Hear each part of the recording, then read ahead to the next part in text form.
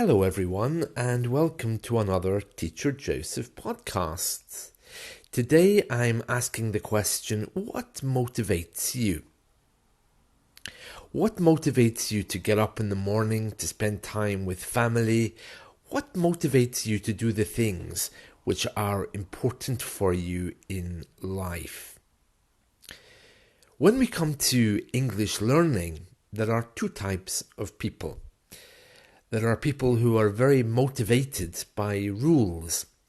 These people tend to be academic people or business people, and they know the importance of spending money as a motivating factor. The book arrives in the post, and then they think, I bought this grammar book, so now I can study it. I bought it, it's mine, and I can follow this book to improve my English. And then there's another kind of learner who needs inspiration to learn. They're not motivated by books. They're not motivated by rules of grammar. They're motivated by something else. That could be a language partner that they like.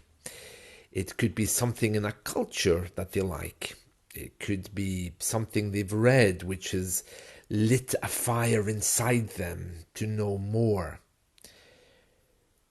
Both of these ways of being motivated are perfectly fine. Probably the second one, compared to the first one, is a little bit more difficult because you constantly need an inspiration to continue. Having said that, though, the first one can be equally difficult because if you just study rules of grammar, it can be very bland and very difficult. There's probably a plethora of reasons why people want to learn English anyway. For both types of people, whether you're inspired to learn or whether you just order the book and know that it's something you have to do, there's usually some ambition or feeling or a little bit of a spark there that you want to learn. It reminds me of that song that they used for the Coca-Cola adverts in the 1980s. I'm not sure if you remember this song. It was by Robin Beck, and she sings about how when she falls in love, she's very inspired. First time, first love. Oh, what feeling is this? Electricity flows like a break in the clouds and the first rays of sun. I can feel it inside. Something new has begun. Well, we don't always feel like that when we start learning a language, but there's usually something. Something just happens that motivates us. And I don't think that thing can be easily defined, but it's something deeper than our usual ways of thinking. It's something which pushes us forward, the dictionary definition of motivation reads something like this. Motivation is a process that starts with a physiological or psychological deficiency or need that activates behavior or a drive that is aimed at a goal or incentive. In other words, it's saying that motivation is something which comes from a place of lack, which pushes us forwards, maybe saying that we need this thing to be happy, to succeed, to move forward with our life. But I don't think it is.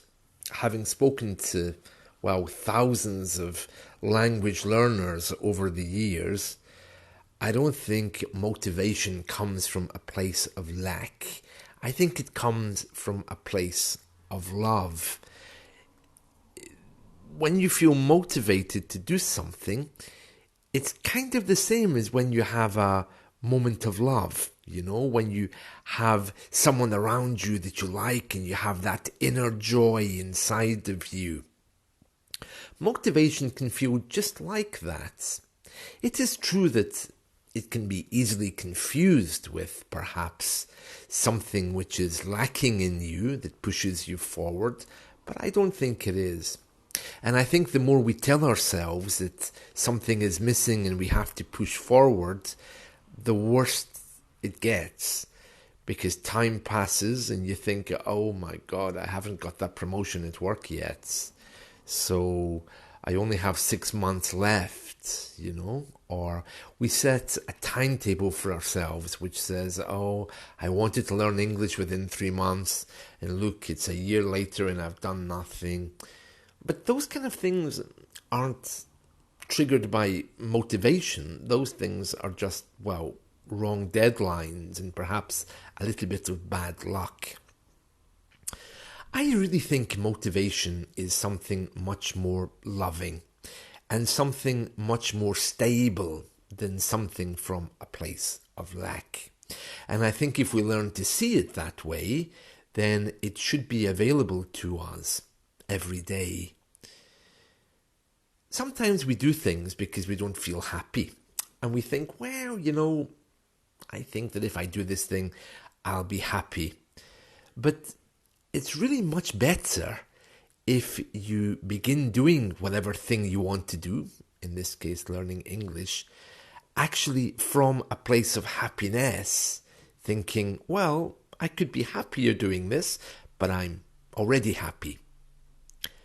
Some people choose language learning and these things because they think, it's going to make me happy. So they're discontented and they want to move on. But I don't think language can ever be defined as something that's going to make you happy.